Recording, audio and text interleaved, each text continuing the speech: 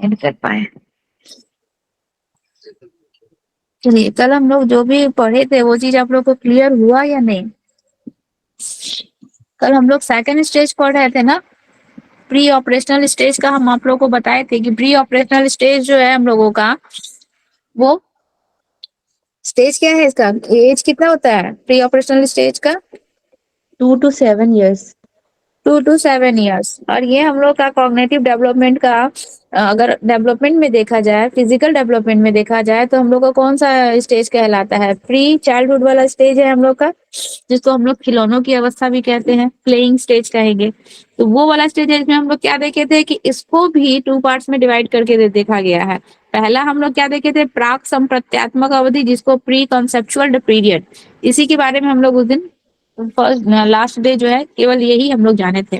इसके बाद जो अंतरदर्शी है हम लोग का इनिटिएटिव पीरियड जो है, उसके बारे में नहीं जाने थे। तो प्राक संप्रत्यात्मक अवधि, प्री कंसेप्चुअल पीरियड में हम लोग क्या देखे थे कि ये जो है 2 से 4 वर्ष की अवस्था होती है, ठीक है। और इस स्टेज में हम लोग क्या देखे थे कि बच्चों में जो है एक प्रकार की सूचकता, इंडिकेटर जो है डेवलप्ड होता है। और वो सूचकता जो होती है 2 प्रकार की होती है। एक जिसमें हम लोग को क्लियर जो है कॉन्क्रीट रूप में वस्तुएं जो बच्चों को दिख रही है, उससे बच्चों का जो भी कॉन्सेप्ट बनता है वो एकदम परफेक्ट और सही बनता है, ठीक है। और एक में हम लोग देखे थे चिन्ह, सिंबल के माध्यम से जो बच्चे में कॉन्सेप्ट बन रहा है, क्योंकि सिंबल के थ्रू बच्चे किसी भी चीज को कॉन्क्रीट रूप में नहीं देखते हैं, एकदम क्लियरली नहीं देखते, उसको टच नहीं कर सकते, उसको फील नहीं कर सकते। तो उसमें बच्चों का जो भी कॉन्सेप्ट बन रहा है वो क्लियर नहीं बन रहा है, वो क्या है? अस्पष्ट है, ठीक है, वो पूरी तरीके से क्लियर नहीं है। ये चीज हम लोग देखे थे। और एक चीज और क्या देखे थे इसमें कि इस स्टेज में ही बच्चों में जो है लैंग्वेज डेवलपमेंट बहुत अच्छे से हो जाता है। भाषा का विकास जो है बहुत अच्छे से इस स्टेज में बच्चों में होता है। लेकिन इसके बावजूद भी प्याजे जी ने भाषा को कोई इंपॉर्टेंस नहीं दिया है, भाषा के ऊपर कोई भी, लैंग्वेज के ऊपर उन्होंने कोई भी सिद्धांत नहीं दिया है, ठीक है। और लैंग्वेज के ऊपर किसने थ्योरी बनाई है, किसने सिद्धांत दिया है? तो वाइगोस्की जी ने दिया, जिसको हम लोग आगे पढ़ेंगे। इतना हम लोग का पीछे क्लास वाले में जो हम लोग लास्ट क्लास लिए थे, उस क्लास में ये टॉपिक आप लोगों को हम बताए थे। उसी में देखिए, जो हम लोग प्री कॉन्सेप्चुअल पीरियड जो पढ़ रहे थे, प्राक संप्रत्यात्मक अवधि, इसमें भी इसको भी आगे जाके इसके भी 2 और हिस्से हैं, जिसमें हम लोग 2 चीजों को और जानेंगे, जिससे हम लोग का क्वेश्चन आता है। तो प्याजे जी ने यहाँ पे क्या बताया है कि प्राक संक्रियात्मक चिंतन जो हम लोग का, इसके 2 हम लोग के क्या होते हैं? लिमिटेशंस होते हैं। इसके भी 2 सीमा पाई गई है। पहला को हम लोग कहते हैं जीववाद, यानी कि एनिज्म। और दूसरा होता है आत्म केंद्रिता, यानी कि ईगोसेंट्रिज्म। ये 2 चीजें जो होती हैं हम लोग को इसी स्टेज में, कौन सा हम लोग का प्री ऑपरेशनल स्टेज का जो हम लोग का एक पार्ट था, conceptual period, pre conceptual period, इसमें हम लोग इसको देखने को हम लोग को मिलता है। देखिए इसमें क्या बोल रहा है जीववाद में, एनिज्म क्या होता है जीववाद में, देखेंगे हम लोग कि इस स्टेज में बालक जो होते हैं ना, बच्चे जो होते हैं, उनमें जीववाद का गुण, एनिज्म का गुण होता है। वो एनिज्म होता क्या है उनके लिए, चाहे वो लिविंग थिंग्स है, चाहे नॉन लिविंग थिंग्स है, कुछ भी है, हर चीजें उनके लिए क्या होती है? वो जीवित ही होती है। सबको वो क्या मानते हैं? जीवित ही मानते हैं, ठीक है। पंखा, कार, हवा, बादल, जो भी मूव करने वाली ये चीजें हम आप लोग को, ये बात हम आप लोग को डेवलपमेंट जब हम लोग टॉपिक पढ़ रहे थे उसमें भी बताए थे कि इसी स्टेज में बच्चों में जो है एनिज्म यानी कि जीववाद का गुण होता है। जितनी भी मूव करने वाली चीजें होती है, चाहे वो लिविंग है चाहे नॉन लिविंग है, वो सब उनके लिए क्या है?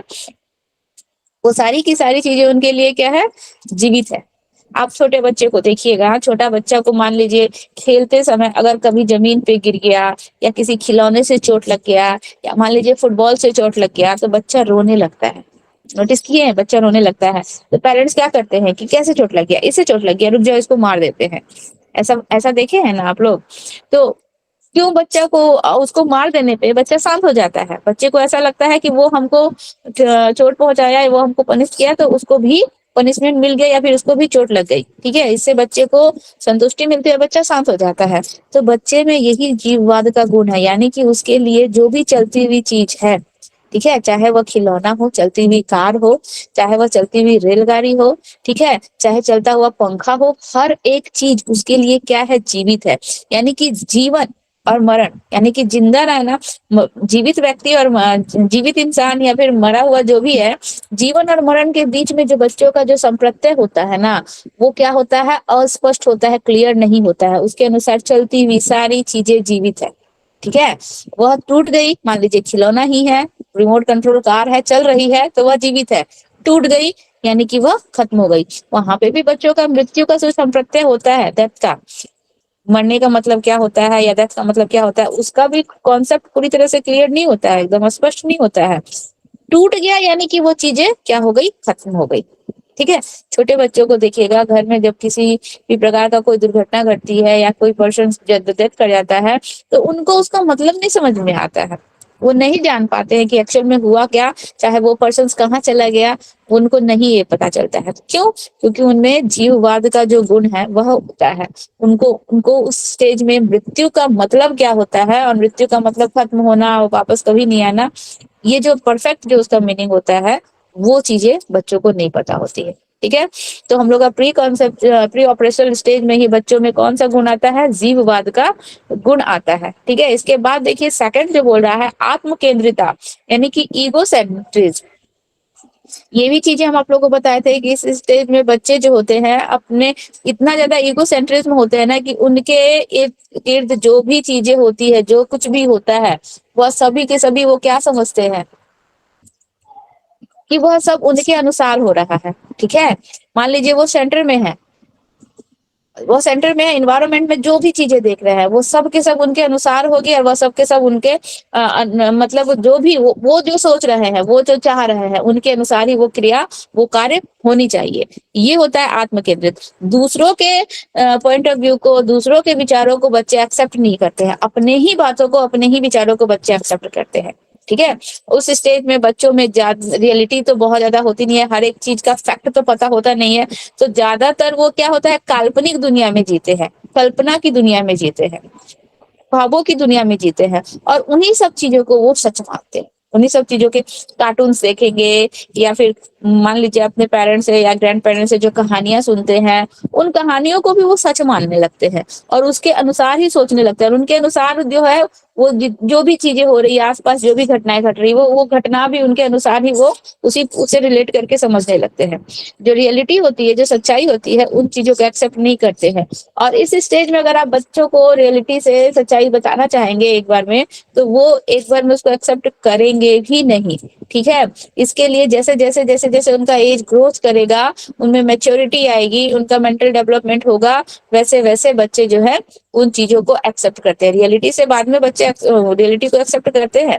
जैसे कि पहले क्या है, खिलौना टूट गया तो खिलौना हमारा क्या हो गया, हम लोग भी छोटे थे, खिलौनों से, गुड़ियों से खेलते थे, तो गुड़िया टूट गई, चाहे कुछ हो गया तो मेरी गुड़िया क्या हो गई, मर गई, या फिर मेरी गुड़िया खत्म हो गई, ऐसा करते थे ना, या फिर रोने लगते थे। तो ये क्या था, ये जीववाद का ही गुण था, ठीक है। और आत्म केंद्रित का ही गुण था। उस समय अगर हमको मम्मी या मेरे पेरेंट्स अगर हमको समझाएंगे कि ये तो खिलौना है, ये प्लास्टिक की चीजें हैं, इसको टूटने से कुछ नहीं होता है, क्यों रो रही है बेकार में, तो हम उनके बातों को एक्सेप्ट करते थे। बच्चे उनके बातों को एक्सेप्ट करते हैं नहीं, और जैसे जैसे एज होगा वैसे एक्सेप्ट करेंगे, उस स्टेज में वो चीजों को एक्सेप्ट करेंगे भी नहीं, ठीक है।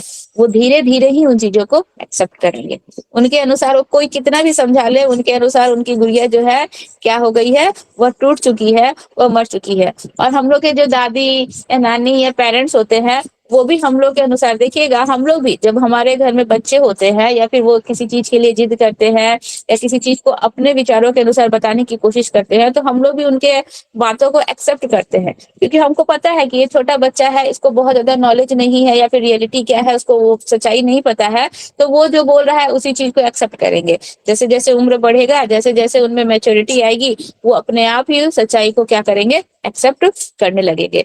तो बच्चों में प्री ऑपरेशनल स्टेज में ही जीववाद का गुण होता है, बच्चों में प्री ऑपरेशनल स्टेज में ही आत्म केंद्रिता, ईगो सेंट्रिज्म का गुण होता है, ठीक है। तो यहाँ पे क्या होता है, देखिए बोल रहा है कि इसमें बालक सिर्फ अपने ही विचारों को सही मानते हैं, दूसरे के विचारों को, दूसरे के पॉइंट ऑफ व्यू को नहीं समझेंगे, और उसे कुछ इस तरह से बच्चों का विश्वास हो जाता है कि दुनिया कि अधिकतर चीजें जो कि उनके आसपास, जो कि उनके इर्द गिर्द चक्कर लगा रही है, वह तेजी से दौड़ती है और सूरज, चांद, बादल की जो भी चीजें हैं उसके साथ तेजी से चलना प्रारंभ करते हैं। जैसे कि चांद, हम लोग चलते हैं तो हमको लगता है कि चांद हमारे साथ चल रहा है, तो उनके अनुसार वहां पे अगर आप बच्चे को फैक्ट बताएंगे कि नहीं, चांद हमारे साथ नहीं मूव कर रहा, हमारी पृथ्वी गोल है, हमारा ब्रह्मांड गोल है और उसके चारों तरफ सूर्य, पृथ्वी के चारों तरफ चांद घूम रहा है, वो चीजों को बच्चा, उतना छोटा बच्चा एक्सेप्ट करेगा? नहीं करेगा। ठीक है, तो उनके अनुसार चांद, बादल सब उनके साथ साथ क्या करते हैं, चलना प्रारंभ कर देते हैं।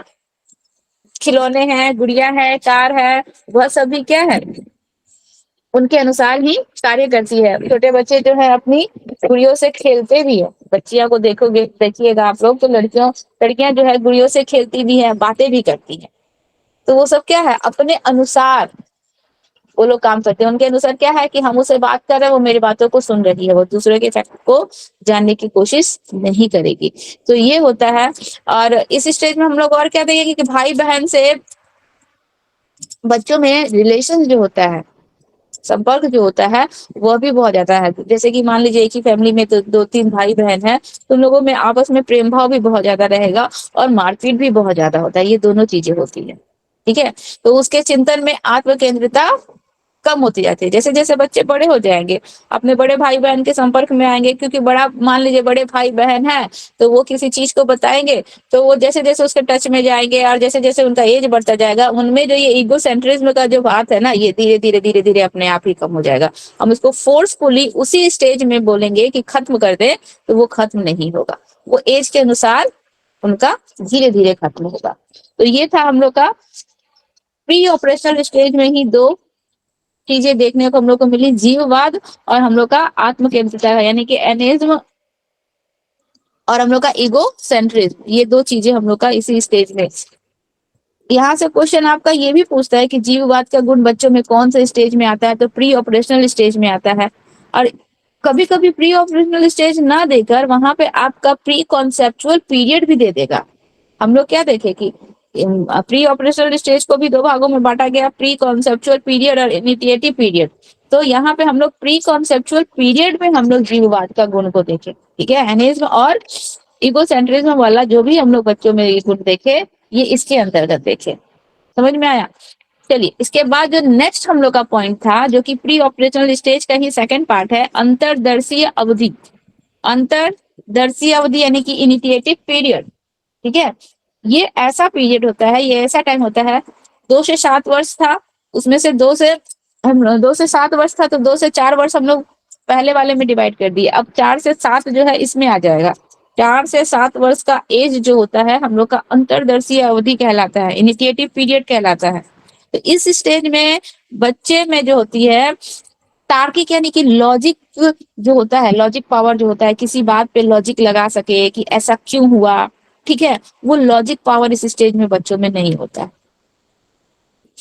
किसी भी चीज को अपने लॉजिक के दम पर बच्चे प्रूव नहीं कर पाते हैं या फिर उसको अच्छे से बता नहीं पाते हैं।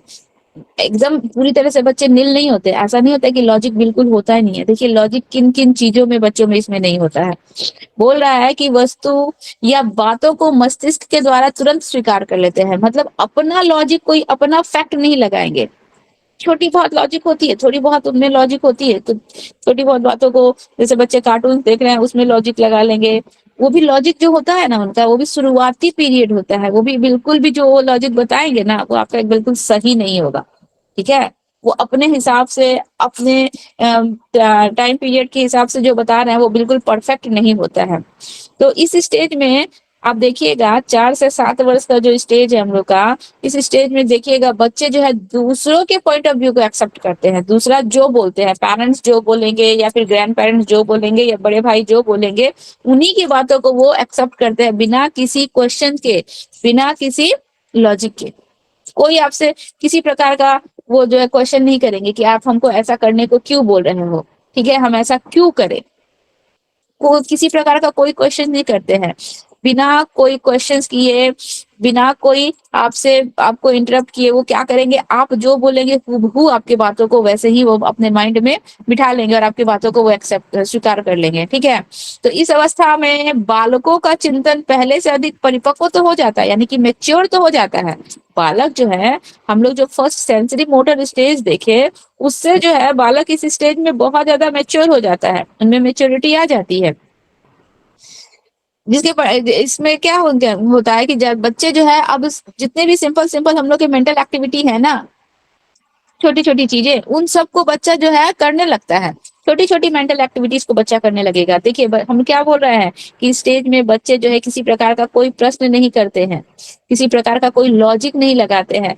जो भी उनके बड़े जो भी बताते हैं, जो भी चीजें बताया जाता है, उन चीजों को वो बिना किसी डाउट के, बिना कोई क्वेश्चन के वो उसको एक्सेप्ट कर लेते हैं। तो इस स्टेज में बच्चे जो होते हैं, जैसे छोटे छोटे चीजों को, जोड़ हो गया, घटाव हो गया, गुना हो गया, भाग हो गया, इन सब चीजों को टीचर्स के द्वारा या पेरेंट्स के द्वारा जैसे जिस फॉलो से सिखाया जाता है, बताया जाता है, उस चीज को बच्चे एक्सेप्ट कर लेते हैं, उस चीज को बच्चे याद कर लेते हैं, माइंड में अपना एक स्कीमा बना लेते हैं और उसके अनुसार उसी पैटर्न को फॉलो करते हुए बच्चे उस चीज को करते हैं। ठीक है, लेकिन बच्चे को उसके पीछे छिपे क्या नियम है, वो किस रूल से बन रहा है, किस प्रोसेस से बन रहा है, उसको नहीं जानते हैं। वो क्या है, टीचर्स ने बताया कि 1+1 2 होता है, उसका उन्होंने क्या बना लिया, माइंड में एक स्कीमा बना लिया, अपनी एक समझ बना ली और उसके अनुसार जो है उस चीज को वो फॉलो करते जाते हैं और उसको करते जाते हैं। लेकिन बच्चे उसके पीछे छिपे नियमों को नहीं जान पाते हैं। ठीक है, यानी कि रिवर्स जो क्वालिटी होता है बच्चों में वो नहीं होता है। अब हम बच्चों को बोलेंगे कि 2+2 4 होता है, तो 4-2 कितना होगा, ये बच्चे नहीं बता पाएंगे। यानी कि रिवर्स वाला जो क्वालिटी होता है वो बच्चों में नहीं आता है। सिंपली जो प्रोसेस बताया जा रहा है उसको वो अपने माइंड में स्कीमा में बैठा लेते हैं और उसी प्रोसेस के थ्रू वो चीजों को करते हैं, बनाते हैं। परंतु उसके छिपे नियमों को, उसके पीछे जो भी रूल रेगुलेशंस है वो कैसे बन रहा है, जैसे कि मान लीजिए हम लोग जो है, मान लीजिए रेक्टेंगल या ट्रायंगल से जो भी सम्स बनाते हैं कि उसका एरिया निकालना है या फिर हम लोग उसका पेरीमीटर निकालना है, तो हम लोग जो है उसका रूल्स रेगुलेशंस को जान रहे हैं कि एरिया मतलब क्या होता है, कैसे हम लोग एरिया निकाल सकते हैं, उसका फॉर्मूला हम लोग खुद से बना सकते हैं। ठीक है, और या फिर हम लोग उसके उसमें क्या पूछ रहा है, उसके पीछे क्या रूल रेगुलेशंस है, वो सब चीजों को हम लोग अभी जान रहे हैं। बच्चों में ये चीजें जो है एक पैटर्न्स को वो लोग फॉलो कर रहे हैं माइंड में। जैसे कि हम लोग क्या बनाए थे, स्कीमा का क्या बनाए थे कि स्कीमा क्या है, माइंड में हम लोग का डेली का जो दिनचर्या है उसके लिए हम लोग माइंड में एक स्कीमा बना लेते हैं कि हम लोग को डेली ये चीजें करना है और उसको बार बार हम लोग क्या करते हैं, रिपीट करते हैं। तो उसका हम लोग का एक समझ बन जाता है, वो चीजों को हम लोग बार बार रिपीट करते हैं, उसी चीजों को हम लोग बार बार करते हैं।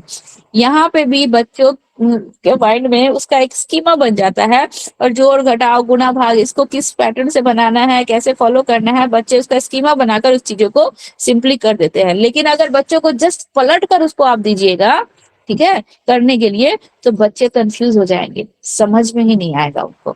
जैसे कि आप बच्चों को बोलिएगा कि ए ग्रेटर देन बी, ठीक है, और बी ग्रेटर देन सी। अब बोलिएगा ए ग्रेटर देन बी और बी ग्रेटर देन सी, आप बच्चों को दिखा रहे हैं। एक तो ये स्टेज ऐसा है जिसमें हम लोग को कोई भी चीज कॉन्क्रीट रूप में दिखाना है, ऐसे इनविजुअली नहीं बता सकते, वर्बली बताएंगे तो बच्चे को समझ में जाएगा। तो हम ब्लैक बोर्ड पे ए ग्रेटर देन बी और बी ग्रेटर देन सी लिख रहे हैं, तो हम लास्ट में अगर पूछ रहे हैं कि तब बताइए कि ए हम लोग का सी से क्या होगा, ग्रेटर देन होगा या लेस देन होगा। ठीक है, हम बीच वाले फिगर को, बीच वाले लेटर को स्किप करके बच्चे को ए और सी का रिलेशन पूछ रहे हैं, बच्चा नहीं बता पाएगा। सीधे सीधे अगर रूल वाइज उससे पूछा जाए तो वो चीजों को देख कर बता देगा, लेकिन जस्ट हम लोग उसका ऑपोजिट कर दे, ठीक है, कि ए और सी के बीच में क्या रिलेशन है, ए ग्रेटर है या सी ग्रेटर है, तो बच्चा कंफ्यूज कर जाएगा, नहीं बता पाएगा। ठीक है, यानी कि जो हम लोग का रीजनिंग पावर जो होता है ना बच्चों का, जैसे कि मान लीजिए हम लोग रीजनिंग में पूछते हैं ना कि मेरी मम्मी की मम्मी मेरी नानी हुई, ठीक है, तो मेरी मम्मी की वो क्या लगी।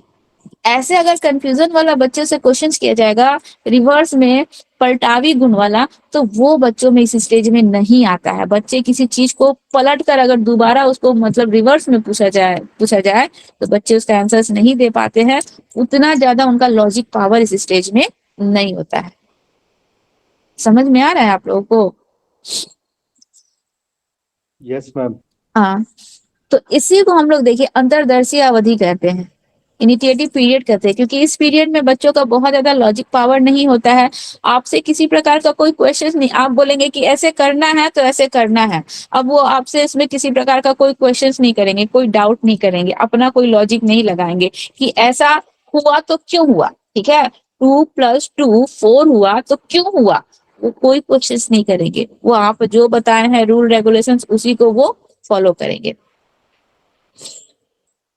तो इसमें हम लोग क्या देखते हैं, इसमें सिस्टमैटिक लॉजिक का वो लोग इस्तेमाल, मतलब सिस्टमैटिक वे से जो जा रहा है उसी चीज को वो फॉलो करेंगे, उसको रिवर्स में ले जाएंगे तो बच्चे उस चीज को नहीं समझ पाते हैं। तो इस उम्र में बच्चों में क्या होता है, पलटावी गुण, यानी कि विलोम विलोम वाला, मतलब जस्ट पलट के अगर वही चीजों को पूछ लिया जाए तो वो नहीं बता सकते हैं, यानी कि रिवर्स पावर बच्चों में नहीं होता है। और इसीलिए इस देखिए रिवर्स पावर नहीं होता है, पलटावी गुण नहीं होता है, इसीलिए क्या होता है बालकों में संरक्षण, यानी कि हम लोग जो कंजर्वेशन पढ़े थे जो टॉपिक, पदार्थों को सुरक्षित रखने की जो योग्यता का गुण भी इस स्टेज में बच्चों में नहीं होता है, क्योंकि उनमें रिवर्स पावर नहीं होता है। वही केवल छोटे छोटे जोड़ घटाव गुणा भाग जो कि बता दिया गया है, एक स्कीमा माइंड में बैठा लिया, उसके अनुसार उसको करते हैं, उसको पलट के पूछा जाएगा तो बच्चे उसको रिवर्स में पूछा जाएगा तो नहीं बता सकते हैं। तो जब बच्चों में ये रिवर्स पावर नहीं होता है, इसीलिए इस स्टेज में बच्चों में कंजर्वेशन यानी कि संरक्षण का भी गुण नहीं होता है। संरक्षण में हम लोग क्या पढ़े थे कि कोई वस्तु अगर बड़े ग्लास में या चौड़े ग्लास में रखा जाए तो उसका जो है मात्रा जो है क्या होता है, सेम रहता है, लेकिन हम लोग को दिखता क्या है, अलग अलग डिफरेंट डिफरेंट क्वांटिटी का। या फिर किसी वस्तु को मान लीजिए वाटर ही है, वाटर को हम फ्रीज कर दिए, उसको आइस बना दिए, तो वो अपना जो मेन उसका जो क्वालिटी है, उसका जो गुण है, वो कभी भी खत्म नहीं होता है। दूध को अगर हम उसमें कलर डाल दिए तो दूध जो है लिक्विड से जो है हम लोग का सॉलिड में नहीं कन्वर्ट हो जाएगा, उसका जो मेन क्वालिटी है वो कभी भी बदलता नहीं है। तो बच्चों में इस स्टेज में जो है ये संरक्षण यानी कि कंजर्वेशन का पावर नहीं होता है, क्योंकि बच्चों में रिवर्सल पावर नहीं होता। ठीक है, इसी वजह से बच्चों में ये वाला थिंकिंग इस स्टेज में, इस स्टेज तक बच्चों में संरक्षण का गुण नहीं आता है। तो हम लोग फर्स्ट स्टेज जो देखे, फर्स्ट स्टेज जो हम लोग का सेंसरी मोटर स्टेज था, उस स्टेज में भी बच्चों में ऐसा कोई क्वालिटी नहीं आया। सेकंड स्टेज में भी बच्चों में ऐसा कोई, हम लोग क्या क्या पढ़े थे, हम लोग कंजर्वेशन पढ़े थे, इसके बाद हम लोग स्कीम पढ़े, स्कीमा पढ़े, हम लोग डिसेंडरिंग पढ़े, ये सारा का सारा टॉपिक्स देखिएगा, बच्चों में एक स्टेज ऐसा आएगा जिसमें बच्चों में ये सारे के सारे क्वालिटी आ जाते हैं। ठीक है, मेंटल ऑपरेशंस पढ़े, इस स्टेज तक बच्चों में मेंटल ऑपरेशंस वाला भी क्वालिटी नहीं आया, बच्चे अपना लॉजिक नहीं दे पा रहे हैं, वो दूसरों के बताए गए बातों को ही फॉलो कर रहे हैं, अपना कोई लॉजिक नहीं दे रहे हैं। तो सेकेंड स्टेज में हम लोग क्या देखे, सेकेंड स्टेज में बच्चों में जीववाद का एनिज्म का गुण आता है, ईगो सेंट्रिज्म सेकेंड स्टेज में ही आता है। और इसी स्टेज में बच्चों में जो है अंतरदर्शी अवधि इसी स्टेज का है, और इस स्टेज में बच्चों में पलटावी गुण नहीं होता है, रिवर्सल पावर नहीं होता है, और ना ही इस स्टेज में बच्चों में संरक्षण कंजर्वेशन की का गुण आता है। तो ये सारे क्वालिटी जो है इन स्टेज में बच्चों में नहीं आती, कौन कौन सा आ रहा है और कौन कौन सा नहीं आ रहा है ये सब ध्यान रखना है आप लोग को। ठीक है, चलिए, इतना में कोई प्रॉब्लम है तो पूछिए।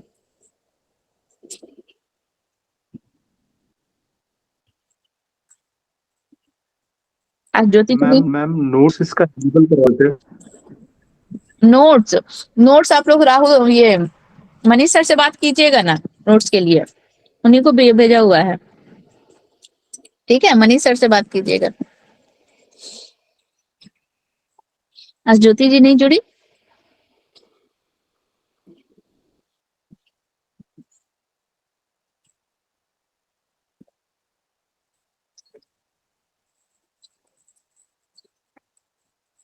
समझ में आ गया, समझ में आया अभी जो हम बताएं आप लोगों को? Yes ma'am. चलिए, अभी बताइए सुदीप्ता जी, ये ऑब्जेक्ट परमानेंस क्या होता है, वस्तु स्थायित्व क्या होता है, वस्तु स्थायित्व का गुण क्वालिटी जो है बच्चों में कौन से स्टेज में आती है, ये होता क्या है? मैम इसमें जो ऑब्जेक्ट सामने रहता है उस समय तक हम उसको जानते हैं, जब वो हट जाता है तो उस पे ध्यान नहीं देते हैं या फिर उसको भूल जाते हैं।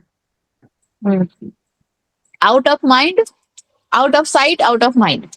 नजर से हटा, दिमाग से हटा, है ना? यही था वस्तु स्थायित्व का गुण, ऑब्जेक्ट परमानेंस। और बताइए, इतना ही बताए थे राहुल जी।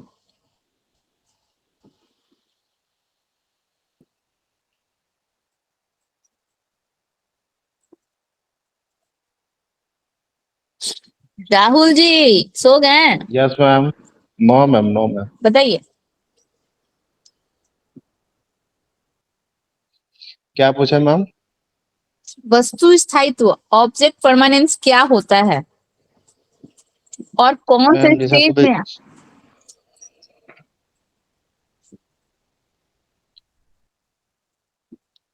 मैम जब तक हम किसी ऑब्जेक्ट को देखेंगे तब तक वो मेरे माइंड में रहता है, जब बच्चे के माइंड में रहता है। जैसे ही ऑब्जेक्ट वहां से हटा देते हैं तो वैसे ही माइंड के बच्चे के माइंड से वो गायब हो जाता है। यही है, इतना ही हम बताए थे। गायत्री जी,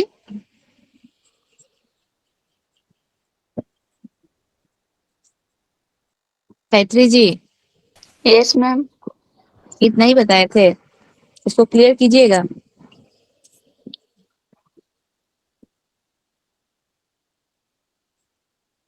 क्लियर कीजिएगा।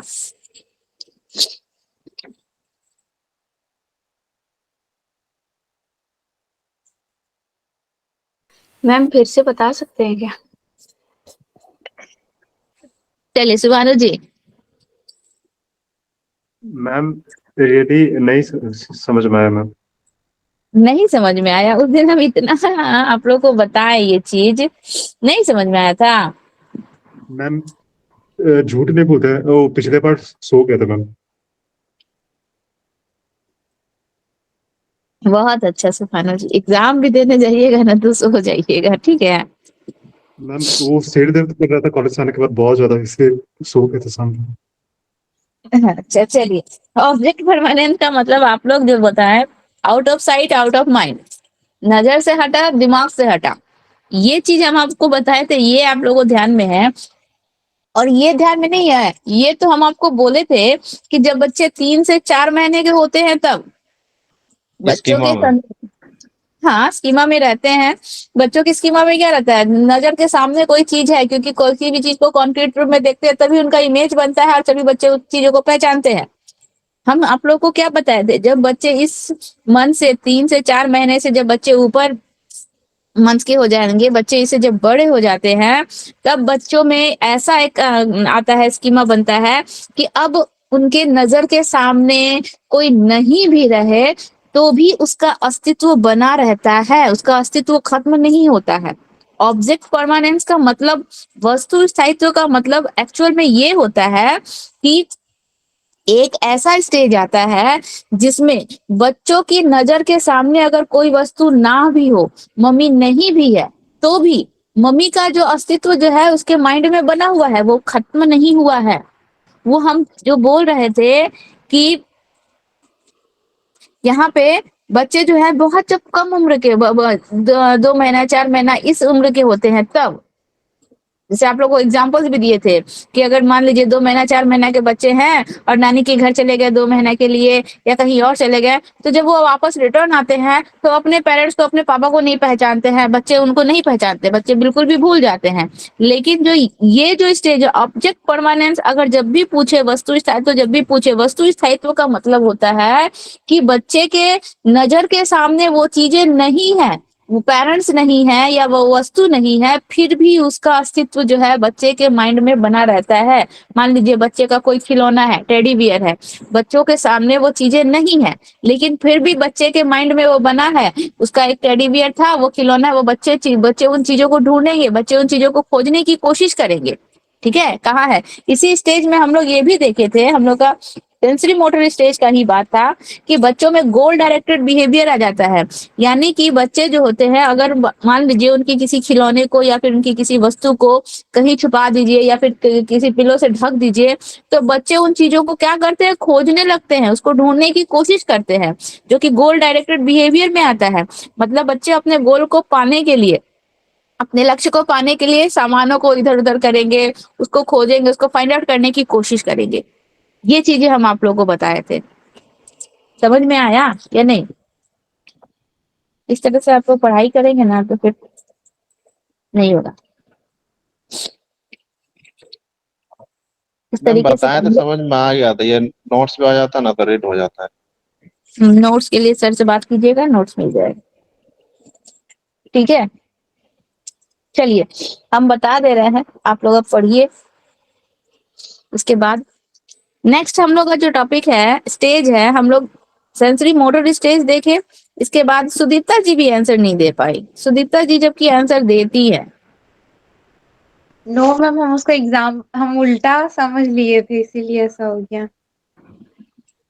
सेकंड हम आप लोग जो जो है एग्जाम्पल दिए थे ना, तो उसको हम इसमें सेट कर दिए थे कि यही होता है।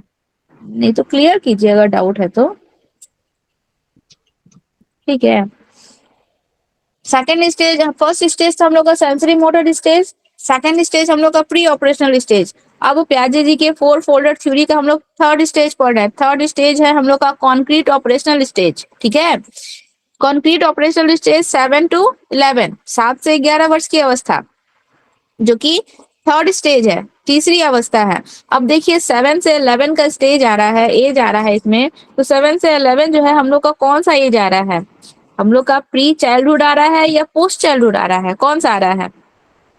पोस्ट चाइल्डहुड के अंदर ये आ रहा है ना हम लोग का, पोस्ट चाइल्डहुड आ रहा है। तो ये हम लोग का स्कूली अवस्था भी हो जा रहा है, हो रहा है ना। इसको स्कूली अवस्था भी कहेंगे, इसको गैंग एज भी कहेंगे। गैंग एज कहेंगे क्योंकि इस स्टेज में बच्चे स्कूल जाते हैं तो अपना गैंग बनाते हैं, अपना एक दल बनाते हैं। तो वो सारा का सारा इसी ग्रुप में हम लोग का इसी स्टेज में आ जा रहा है। और देखिए इस स्टेज में, जो कि हम लोग का इससे पहले वाले स्टेज में बच्चों में वो जो क्वालिटी नहीं थी, कौन सा, रिवर्सल पावर नहीं था, चीजों को मतलब पलटावी गुण जो नहीं था, जोड़ घटाव गुणा भाग तो बच्चे करना जानते थे, लेकिन इसके पीछे छिपे नियमों को बच्चे नहीं जानते थे। वो चीजें भी इस एज में आ जाएंगी। इस स्टेज में बच्चों में संरक्षण का गुण यानी कि कंजर्वेशन का गुण भी आ जाएगा, ठीक है। देखिए क्योंकि बच्चों का क्या हो रहा है, एज बढ़ रहा है, मेंटल पावर बढ़ रहा है, तो ये बालकों का संज्ञानात्मक विकास का एक बहुत ही इंपॉर्टेंट स्टेज होता है। और इसमें बच्चे जो है, बच्चों का चिंतन, अब बच्चे जो भी सोचेंगे, पहले बच्चे जो भी थिंकिंग करते थे वो क्या था, वो बहुत ज्यादा लॉजिकल नहीं होता था और दूसरे के बातों को बिना किसी डाउट के, बिना किसी क्वेश्चंस के एक्सेप्ट कर लेते थे। अब ये जो स्टेज आ रहा है, इसमें भी वही चीजें हैं। इसमें भी बच्चे को कोई चीज आप कॉन्क्रीट, इसका नाम ही है कॉन्क्रीट ऑपरेशनल स्टेज, कॉन्क्रीट रूप में दिखाएंगे, ठोस रूप में दिखाएंगे तो ही बच्चे उसका कॉन्सेप्ट बना पाएंगे।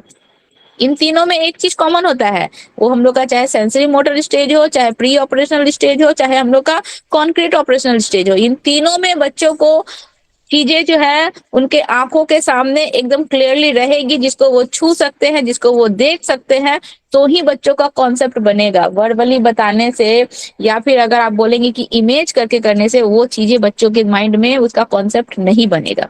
इन तीनों में ये चीजें एक कॉमन चीज होती है। लेकिन अब जो देखिए इस स्टेज की बात जो हम लोग कर रहे हैं, थर्ड स्टेज की जो बात कर रहे हैं, इसमें बच्चों का जो अब थिंकिंग पावर जो है, अब जो है पहले से और ज्यादा क्लियर हो जाता है, सीक्वेंस में होने लगता है, ठीक है।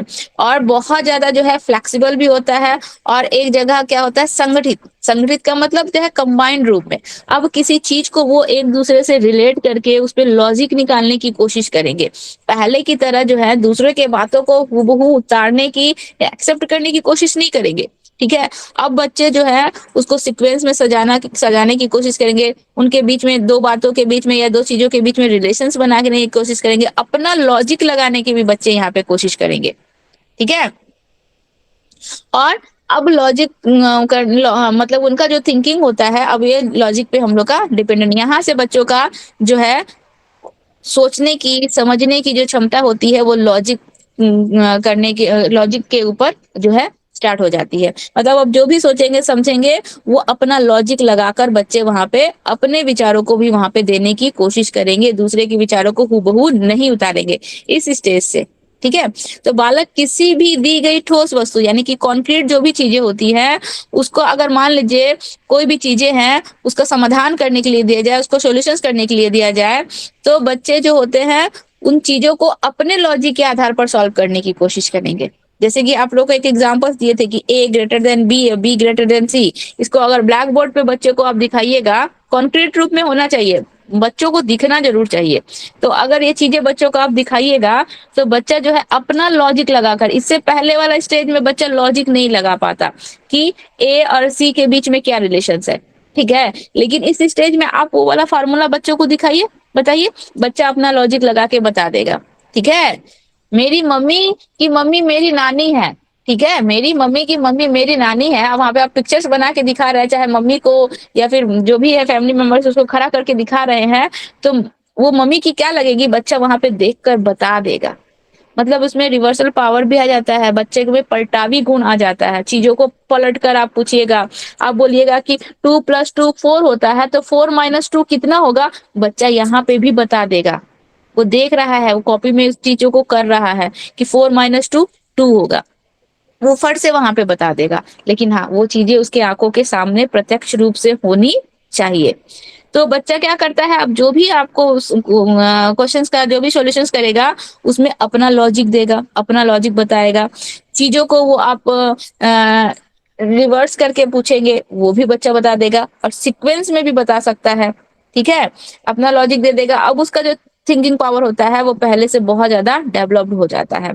और जो भी जोड़ या फिर बच्चा घटाव या गुना या भाग जो सीख रहा था वहां पे इससे पहले वाले स्टेज में, लेकिन उसके पीछे छिपे नियमों को नहीं जान रहा था, यहाँ पे बच्चा उसके पीछे छिपे नियमों को भी जान सकता है और जानेगा। ठीक है, किसी भी समस्या के समाधान के लिए अपने बातों को रखेगा, दूसरे के बातों को एक्सेप्ट नहीं करेगा। और यहाँ पे बोल रहा है कि सही और क्रमबद्ध तरीके से अपनी बातों को रख सकता है। अब उसका जो है ऊटपटांग आंसर नहीं देगा, या फिर आपको नहीं लगेगा कि ईगो सेंट्रिज्म है, अपने अनुसार आंसर्स बता रहा है, अपने अनुसार बातों को बोल रहा है। ईगो सेंट्रिज्म वाला भी जो गुण है ना बच्चों में, अब धीरे धीरे खत्म हो जाएगा। मतलब अब वो जो भी बात बताएगा, जो भी आंसर्स देगा, आपको सही लगेगा, एकदम सीक्वेंस में आपको लगेगा, उठ पटांग नहीं लगेगा कि इसे पूछ रहे हैं क्या और बता रहा है क्या। ठीक है, तो देखिए आगे इसमें बोल रहा है कि एक चीज याद रखिएगा कि कॉन्क्रीट रूप में, इसका नाम ये, हम लोग का टॉपिक का नाम ही है कॉन्क्रीट ऑपरेशनल स्टेज, तो कॉन्क्रीट रूप में ही होगा। जैसे कि ABC वाला जो फार्मूला बताया ब्लैक बोर्ड पे अगर करके दिखाया जाएगा तो बच्चा इस चीजों को अच्छे से जानेगा और वहां पे आंसर्स बता सकता है। तो ये सारा चीज जो कि इससे पहले वाले स्टेज में नहीं था, कहीं ना कहीं इससे पहले वाले स्टेज में उसकी शुरुआत हो गई थी। जोड़ घटाव गुना भाग बच्चा इन चीजों को शुरुआत हो गई थी, तभी इस स्टेज में आकर बच्चे उन चीजों को जान सके और उसके पीछे छिपे नियमों को भी बच्चे जान सके। ठीक है, तो कोई भी चीज अगर हम बच्चों को करवा रहे हैं तो उसको क्या करना है, ब्लैक बोर्ड पे पिक्चर्स बना के, हो सके तो मॉडल दिखा के, हो सके तो वहां पे विजिट करवा के करवाएंगे तो बच्चे किसी भी समस्या का समाधान इजीली कर लेंगे। और अगर हम उन चीजों को नहीं दिखाएंगे तो बच्चों को उस समस्या का समाधान करने में क्या होगी, कठिनाई होगी, प्रॉब्लम होगा। ठीक है, देखिए इस स्टेज में बच्चों में कौन कौन सा क्वालिटी आ जाता है। इस स्टेज में अब बच्चों में जो है हम लोग का कंजर्वेशंस, क्योंकि अब बच्चों में रिवर्सल पावर आ गया है, पलटावी गुण आ गया है, तो अब बच्चे जो है किसी भी चीज को कंजर्व कर सकते हैं, संरक्षित कर सकते हैं। कि जो है दूध जो है, चाहे वह कटोरी में हो, चाहे बड़ी पतीली में हो, चाहे ग्लास में हो, दूध का जो अपना क्वालिटी है कि वह लिक्विड है, वह व्हाइट है, वह कभी भी खत्म नहीं होगा, वो वैसे ही रहेगा। भले ही उसका शेप बदल गया, उसका प्लेस बदल गया, लेकिन उसकी क्वालिटी खत्म नहीं होगी। किसी भी चीज को सीक्वेंस में, सीरीज में उनको करने आ जाएगा, सीरीज में करके बता सकते हैं, उसको क्लासिफिकेशंस कर सकते हैं, उसको क्लासिफाई कर सकते हैं, उसको बांट सकते हैं कि ये इसको मतलब ये लिक्विड है तो ये इसमें होगा, ये सॉलिड है तो ये इस ग्रुप में जाएगा। तो ये सारा गुण बच्चों में इस स्टेज में आ जाता है। कौन कौन सा, हम लोग का कॉन्क्रीट ऑपरेशनल स्टेज में कंजर्वेशन का भी गुण आ जाएगा। इसके बाद हम लोग का इसमें सीक्वेंस करने आ जाएगा, मतलब सीरीज में किसी चीज को बनाने आ जाएगा, और क्लासिफिकेशंस का भी गुण बच्चों में इस स्टेज में आ जाता है। ये सारे के सारे जिससे पहले वाले स्टेज में नहीं आता है, इस स्टेज में आ जाएगा। ठीक है, यहीं से तो क्वेश्चन आता है कि हम लोग का सेंसरी मोटर स्टेज में बच्चों में कौन कौन सा आता है। तो सेंसरी मोटर स्टेज में बच्चों में गोल डायरेक्टेड बिहेवियर वाला आ जाएगा। इसके बाद ऑब्जेक्ट परमानेंस वाला गुण आ जाता है बच्चों में। इसके बाद हम लोग का सेकंड स्टेज जो है उसमें कौन कौन सा बच्चों में गुण आ जाता है। तो जोड़ घटाव गुणा भाग जैसे क्वालिटी तो आ जाएंगे, सिंपल जो से एकदम इजी है वो चल, लेकिन उनके पीछे छिपे नियमों को नहीं जान पाता है। उनमें रिवर्सल पावर नहीं होता, पलटावी गुण नहीं होता है, संरक्षण का गुण भी नहीं आता है उस स्टेज में। इस स्टेज में हम लोग का कॉन्क्रीट ऑपरेशनल स्टेज में संरक्षण का भी गुण आ जाएगा। ठीक है, रिवर्सल पावर भी आ जाएगा, सीक्वेंस में सजाने भी आ जाएगा, क्लासिफिकेशन करने भी आ जाएगा बच्चों को इस स्टेज में। ये सारे के सारे गुण बच्चों में इस स्टेज में आ जाते हैं। और लॉजिक के आधार पर बच्चे जो है इस स्टेज में किसी भी चीज को जानने और समझने लगते हैं और अपना लॉजिक देने लगते हैं।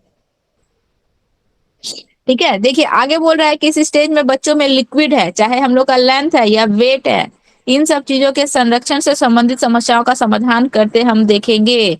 अब आप बच्चे को लिक्विड थिंग्स है, लिक्विड कोई चीजें हैं तो उससे रिलेटेड आप देखिएगा बच्चों को जो भी कुछ बताया जाता है, तो हम लोग का लिक्विड है, ये लीटर है, ये मिलीलीटर है, तो बकेट में इतना पानी है तो कितना लीटर पानी जो है नेक्स्ट बकेट में, ऐसे क्वेश्चंस बच्चों को मैथ से रिलेटेड क्वेश्चन दिए जाते हैं। क्यों उस स्टेज में दिए जाते हैं? क्योंकि इस स्टेज में बच्चों में वो सारी क्वालिटी आ जाती है, बच्चे अब उसको सॉल्व कर सकते हैं, उसका कॉन्सेप्ट बच्चों को पता चल जाता है।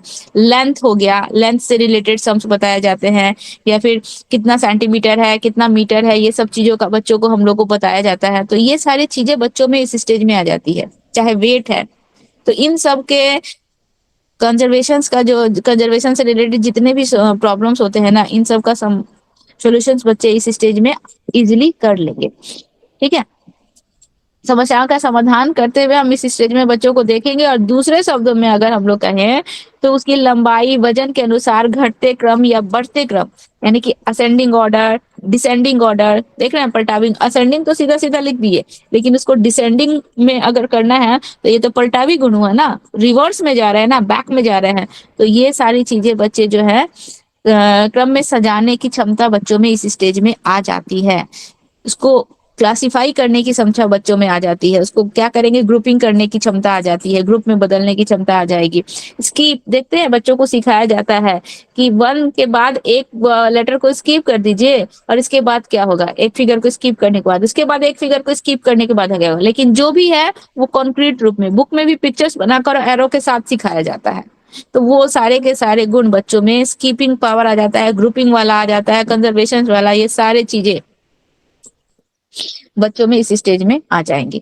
ठीक है, तो लगभग अगर देखा जाए तो हम लोग का जो ये कॉन्क्रीट ऑपरेशनल स्टेज होता है, इसमें बच्चों में सारे के सारे क्वालिटीज आ जाते हैं, सारे गुण आ जाते हैं। बस एक चीज को छोड़कर, वो क्या है कि कॉन्क्रीट रूप में ही देखकर बच्चे जो है अपना कॉन्सेप्ट बना पाते हैं। उनको जो हम लोग इमेजिन करके बोलेंगे या फिर वर्बली बताएंगे तो वो नहीं बना पाएंगे।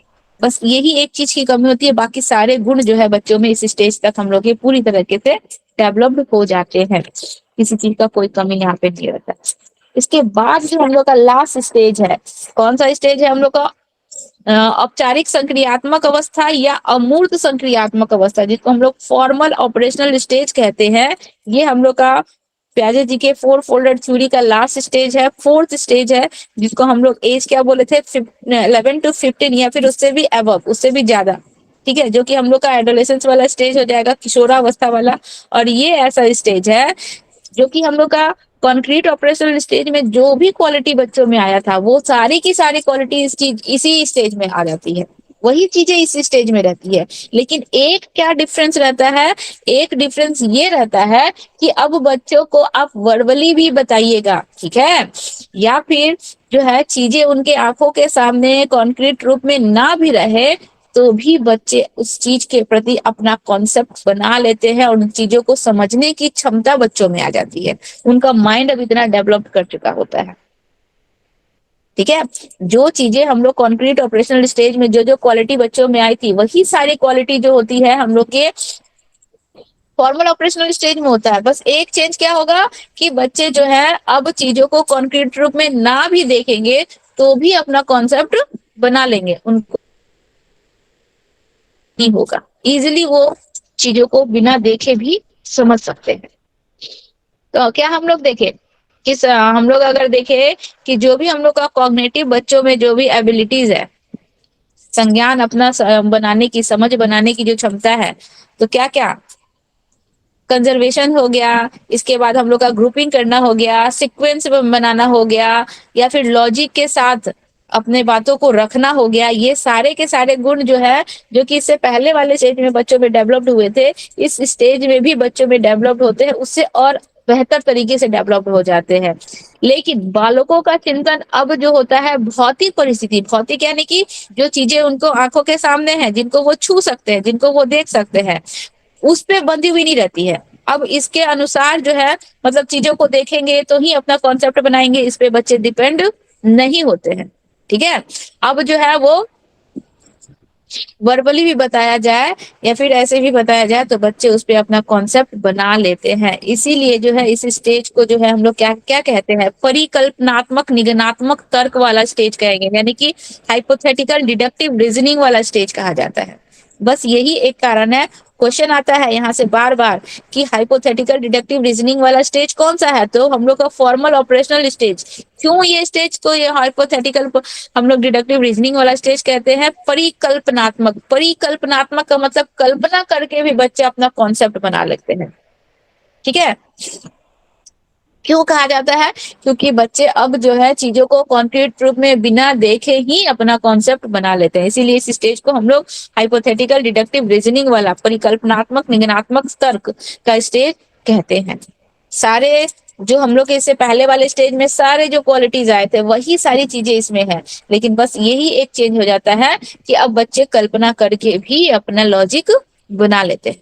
ठीक है, अपना कॉन्सेप्ट बना लेते हैं। तो इस अवस्था में बच्चे मूर्त वस्तुओं और सामग्रियों के स्थान पर शाब्दिक यानी कि वर्बली जो बोला जाए या फिर सांकेतिक अभिव्यक्ति का प्रयोग तार्किक चिंतन में करते हैं। ठीक है, और समस्या के समाधान की क्षमता उनसे जो है फर्स्ट स्टेज से और अधिक ज्यादा डेवलप्ड कर जाती है। अब किसी भी समस्या का समाधान करेंगे ना तो एकदम फैक्ट पे लॉजिक लगाकर बहुत ही परफेक्टली करेंगे बच्चे। यही हम लोग का फर्स्ट जो कंक्रीट ऑपरेशनल स्टेज होता है उससे जो है हम लोग का फॉर्मल ऑपरेशनल स्टेज में बस यही एक डिफरेंस होता है, बाकी सारी चीजें सेम होती है। ठीक है, और एक चीज और नंबर 1 अब ये मैडम अपने सेक्सी अंदाज में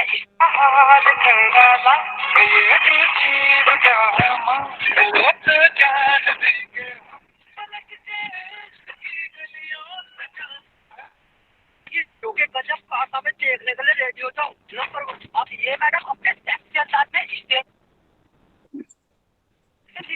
अरे मैम आराम से हेमलता जी कुछ कहना है?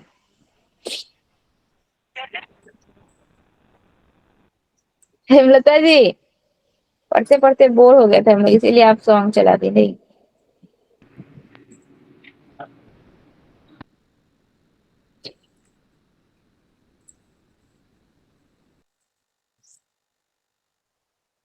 देखिए, इस स्टेज में और एक चीज क्या होता है कि अब बालक, हम लोग इससे पहले क्या देखे थे,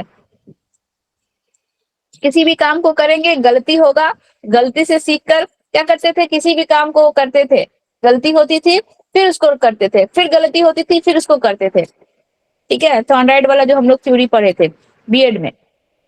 अब बच्चों में प्रयास और त्रुटि वाला हम लोग कॉन्सेप्ट नहीं देखेंगे।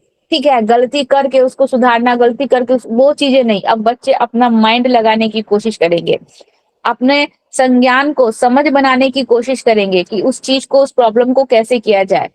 ठीक है, बार बार गलती करके एनिमल्स की तरह, एनिमल्स के पास हम लोगों के जैसा संज्ञान नहीं होता है, इसलिए वो बार बार गलती करके, त्रुटि करके उस चीजों को सीख रहे हैं।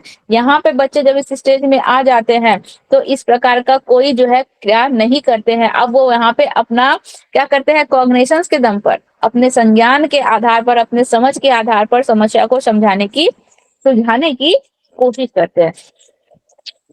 ठीक है। ज्यादातर वो ये कोशिश करेंगे कि अपने समझ के आधार पर वो समस्या का समाधान करे, गलती करके सीखने की कोशिश नहीं करते। तो ये जो होता है बच्चों में इस स्टेज में ये वाला भी गुण हम लोग का आता है। और वो जो होता है बच्चे ज्यादातर क्या करते हैं, चीजों को जानकर समझकर अपने कॉग्निशंस का, अब बच्चे मान लीजिए हम लोग का सेंसरी मोटर स्टेज से बच्चे मूव करते हुए आ रहे हैं, डेवलप्ड करते हुए आ रहे हैं, तो उनका कॉग्निशंस तो दिन पर दिन और क्या कर रहा है, मूव करते जा रहा है ना, बढ़ते जा रहा है, समझ का उनका विकास होता जा रहा है। तो इस स्टेज तक आते आते बच्चे जो है अब अपने संज्ञान के दम पर अपनी समझ बनाकर समस्या का समाधान करने की कोशिश करेंगे। ठीक है। और देखिए इस अवस्था के बालकों में समस्या समाधान की लगभग सभी क्षमताओं का विकास जो है अब कंप्लीटली हो चुका होता है। इससे पहले वाले स्टेज में भी, कॉन्क्रीट ऑपरेशनल स्टेज में भी बच्चों में समस्या के समाधान की सारी क्रियाएं जो है डेवलप्ड हो चुकी होती है, बस एक को छोड़कर जो आप लोग को बताएं। ठीक है। और इस स्टेज में हम लोग जो फॉर्मल ऑपरेशनल स्टेज देख रहे हैं, इसमें हम लोग क्या देखेंगे कि बच्चे जो है औपचारिक संक्रियात्मक अवस्था में बालकों में कुल बौद्धिक संगठन, जितने भी मेंटल स्ट्रक्चर्स हैं, चाहे वो कंजर्वेशन हो, चाहे वो हम लोग का ग्रुपिंग हो, ये सारे के सारे सीक्वेंस बनाना, सीक्वेंस के अनुसार काम करना हो, ये सारे के सारे तो डेवलप्ड कर जाते हैं। और अधिक से अधिक बच्चों में जो होता है ना, यानी कि फैक्ट को, तथ्य का मतलब हो गया फैक्ट, फैक्ट को समझने, ठीक है, या फिर अधिकाधिक दृष्टिकोणों को अपने विचार प्रक्रिया में स्थान देने की योग्यता हो जाती है। मतलब अब ज्यादा से ज्यादा वो फैक्ट को, आप अगर मान लीजिए कोई बात, इससे पहले वाले स्टेज में क्या देखे थे हम लोग कि आप जो बोलेंगे बच्चे हूबहू आपकी बातों को मानेंगे, उसमें किसी प्रकार का कोई डाउट, किसी प्रकार का कोई क्वेश्चंस नहीं करेंगे। अब यहाँ पे आप उनको बोलेंगे ना कि बेटा ऐसे हम जो बोल रहे हैं उसी को फॉलो करना, वो आपकी बात को नहीं सुनेगा, वो वहां पे आपसे फैक्ट मांगेगा कि आप हमको जो ये लॉजिक दे रहे हैं, चाहे आप हमको जो ये बात बता रहे हैं, इसका फैक्ट क्या है, ठीक है, क्यों ऐसे किया जा रहा है। जैसे कि बहुत सारे हम लोग के यहाँ पे अंधविश्वास है, हम लोग के जो पेरेंट्स हैं, चाहे जो भी है, पूर्वज हैं, कुछ ऐसे अंधविश्वास है कि ऐसा नहीं करना चाहिए। तो उन चीजों को जो है बच्चे अब जो है एक्सेप्ट नहीं करेंगे, बिना लॉजिक आपका जाने, बिना लॉजिक समझे बच्चे जो है एक्सेप्ट नहीं करेंगे। जैसे कि मान लीजिए फॉर एग्जाम्पल्स, वैसे तो आप लोगों को बहुत सारा है, जैसे बिल्ली रास्ता काट गई, ये एक एग्जाम्पल है, ठीक है, या फिर ग्रहण लगा तो हम लोग को नहा धोआ कर शुद्ध हो जाना चाहिए, ये एग्जाम्पल्स है। तो बच्चे अब यहाँ पे, क्योंकि बच्चे जान रहे हैं कि रियलिटी क्या है, ग्रहण क्यों लग रहा है, बच्चे उन चीजों को, हकीकत को जान रहे हैं, तो आप बच्चों को बोलेंगे कि ग्रहण लगा है, पूरा ग्रहण लग गया है, अब जब तक तुम नहाओगे नहीं, स्नान नहीं करोगे, तुम शुद्ध नहीं होगे, बच्चे इन चीजों को नहीं मानेंगे। वो आपसे आपका लॉजिक पूछेंगे, और जब तक वो आपके लॉजिक से सेटिस्फाइड नहीं होंगे तब तक वो आपके बातों को एक्सेप्ट नहीं करेंगे। बहुत सारे ऐसे रूल रेगुलेशंस है, घर से निकलना चाहिए तो पीछे मुड़ के नहीं देखना चाहिए, इन सब बातों के लिए भी बच्चे अब लॉजिक मांगेंगे आपसे, बार बार वो प्रश्न करेंगे, क्वेश्चंस करेंगे, ठीक है, और आपके हर एक बात को वो एक्सेप्ट नहीं करेंगे जब तक कि आपको ये लॉजिक नहीं देते हैं। तो इसमें देखिए एक चीज और दिया हुआ है हम लोगों का कि इतना ज्यादा बच्चे क्वेश्चंस करते हैं ना, आपके हर एक बात को तो वो एक्सेप्ट नहीं कर रहे हैं, वो तो फैक्ट मांग रहे हैं, तो इतना ज्यादा बच्चे क्वेश्चंस करने लगते हैं कि वे अपने बारे में भी विचार करने लगते हैं, ठीक है। इसलिए प्राय वे स्व आलोचक भी बन जाते हैं। स्व आलोचक का मतलब वो मतलब खुद को ही क्रिटिसाइज करने लगते हैं अपने आप को, कि हम कौन है, हम क्या हैं। हम लोग किशोरावस्था स्टेज पढ़े थे ना, इस स्टेज में ही बच्चों में ये क्वेश्चंस बनता है कि हम कौन है, हम क्या है, सोसाइटी में हमारा क्या अपना इमेज है, हमारा क्या अस्तित्व है। तो इतना ज्यादा बच्चे जो है दूसरों से भी बहुत कुछ जानने की कोशिश करते हैं, या दूसरों से बहुत ज्यादा क्वेश्चंस करते हैं, तो वो खुद से भी क्वेश्चंस करते हैं, और वो क्या बन जाते हैं, स्व आलोचक, यानी कि खुद की आलोचना वो करने लगते हैं, ठीक है। पुरानी पीढ़ी जो है, हमारे पुराने जनरेशन जो है, और ये जो बच्चे, इस स्टेज के जो बच्चे होते हैं, इनके बीच जो होता है ना, विचारों का बहुत ज्यादा एक गैप हो जाता है, दोनों के थिंकिंग पावर में बहुत ज्यादा गैप हो जाता है। तो बच्चे जो है उनके थिंकिंग पावर को एक्सेप्ट नहीं कर पाते हैं, और वो इनके, तो इस वजह से जो है बच्चे अपने प्रति भी डाउट करने लगते हैं, और अपने से भी बहुत सारे वो क्वेश्चंस करने लगते हैं। तो यहाँ पे बोल क्या रहा है कि पुरानी पीढ़ी के मूल्य तथा व्यवहारों को अनुपयुक्त मानकर उनकी विश्लेषणात्मक आलोचना करना भी प्रारंभ कर देते हैं। अब मान लीजिए दादा दादी नाना नानी कुछ अगर बता रहे हैं कि ऐसा नहीं करना चाहिए, ये करना चाहिए, वो नहीं करना चाहिए, तो बच्चे क्या है, ये न्यू जनरेशन के बच्चे हैं, इनका अपना पॉइंट ऑफ व्यू है, वो उनके बातों को एक्सेप्ट नहीं करते हैं। और वो जो पुरानी पीढ़ी है, देखिए जो जनरेशन के बीच में जो गैप होता है या फिर मिसअंडरस्टैंडिंग होती है या फिर उनके बातों को लोग एक्सेप्ट नहीं करते हैं, ये सब इसी की वजह से होता है। ठीक है, ये सब इसी के कारण होता है। तो वो क्या करते हैं, अपने जो है बूढ़े बुजुर्ग जो है, जो भी हैं, जो कि उनको रूल रेगुलेशंस बता रहे हैं अपने टाइम के, उन सब चीजों, उन लोगों की भी वो क्या करते हैं, आलोचना करने लगते हैं और अन्य व्यक्तियों के व्यवहारों तथा कार्यों के बारे में अपने ढंग से नैतिक निर्णय प्रस्तुत करने लगते हैं। बोलते हैं कि हट, आपको कुछ आता है, आप लोग के जमाने में ऐसा होता होगा, ये सही नहीं है। आप बोल रही हैं कि ग्रहण करने के बाद नहाना चाहिए, पूरे बदन में ग्रहण लग गया, चाहे खाना नहीं खाना चाहिए, ये सब गलत है। वो अपना फैक्ट बताने लगेगा कि देखिए ग्रहण क्यों लगता है, कैसे सूर्य चंद्रमा और हम लोग की पृथ्वी एक सीधी रेखा में आ जाती है तो ग्रहण, वो सच्चाई बताने लगेगा। और पुराने जो लोग होते हैं वो इस चीजों को एक्सेप्ट नहीं करते हैं। तो ये जो एज गैपिंग जो होता है ना, इसी की वजह से इतने सारे मिसअंडरस्टैंडिंग होते हैं और लोग जो होते हैं एक दूसरे के विचारों को एक्सेप्ट नहीं करते हैं। और घर में अगर देखा जाए तो कलह का भी कारण होता है। टीनेजर जो होते हैं, हर बात बात पे उनको डांट कर चुप करा दिया जाता है, क्योंकि वहां पे वो हर एक चीज फैक्ट बताने की कोशिश करते हैं। और बड़े बुजुर्ग जो है उनको डांट कर चुप करा देते हैं कि तुमको बोलने की जरूरत नहीं है, तुम मत बोलो। ठीक है, तो इसी कारण से जो है टीनेजर्स जो होते हैं ज्यादातर अपने पेरेंट्स से या घर वालों से डिस्टेंस बना लेते हैं इस स्टेज में। तो आप लोग को हम फिजिकल डेवलपमेंट जब पढ़ा रहे थे तो बताए थे कि इस स्टेज में वैसे टीनेजर्स को कैसे हम लोग को हैंडल करना चाहिए, या फिर उनको भी, उनके बातों को भी हम लोग को वैल्यू देना चाहिए। तो यहाँ तक हम लोग का था 4 फोल्डर थ्योरी का ये चारों स्टेज आप लोग को आज बता दिए। और अब इससे ज्यादा क्लास नहीं कर सकते हैं, 10:30 हो गया, हमको भी कल स्कूल जाना है। तो ये इसके बाद वाला जो है, हम लोग प्याजे जी वाला 4 फोल्डर थ्योरी खत्म हो गया। अब प्याजे जी का जो ये 4 फोल्डर थ्योरी है, इसका क्या, कौन कौन कुछ लोगों ने जो क्रिटिसाइज किया है उसके विषय में हम लोग कल टॉपिक जानेंगे। ठीक है, इस उनका 4 फोल्डर थ्योरी का एजुकेशन में क्या हम लोग का इम्पोर्टेंस है वो कल जानेंगे। और इसके बाद नेक्स्ट डे से वाइगोस्की जी को स्टार्ट करेंगे। प्याजे जी खत्म हो जाएंगे तो वाइगोस्की जी पर हम लोग डिस्कस करेंगे। ये दोनों जी का टॉपिक, वाइगोस्की जी और प्याजे जी, ये दोनों ज्ञान का टॉपिक खत्म हो जाएगा तो आप लोग का टेस्ट होगा। और टेस्ट के लिए आप लोग ये मत बोलिएगा कि मैम आप पहले से नहीं बोली थी, पहले से बोल के रख रहे हैं। पहले का जितना टॉपिक है वो सबको पढ़िए और पढ़ के क्लियर कीजिए, क्योंकि ये टॉपिक जैसे ही खत्म होगा वैसे ही हम आप लोग का टेस्ट लेंगे। अभी हम आज कल का पढ़ाया हुआ आज पूछ रहे हैं तो आप लोग को याद नहीं है, आप लोग भूल जाते हैं।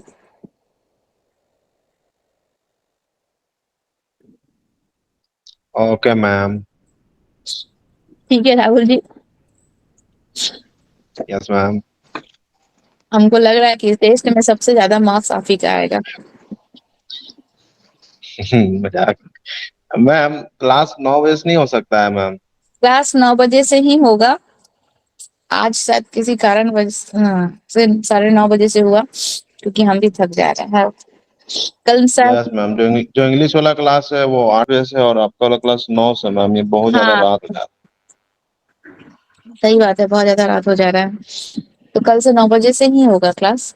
ठीक है, मनीष सर आप लोग को मैसेज कर है। देंगे। Okay ma'am. ठीक है, तो क्लास ओवर करते हैं आपसे कल। जी ma'am. Okay, thank you ma'am. Thank you ma'am and thank good you night. Ma'am, thank you ma'am, good night ma'am, good night ma'am. Good night. Good night ma'am.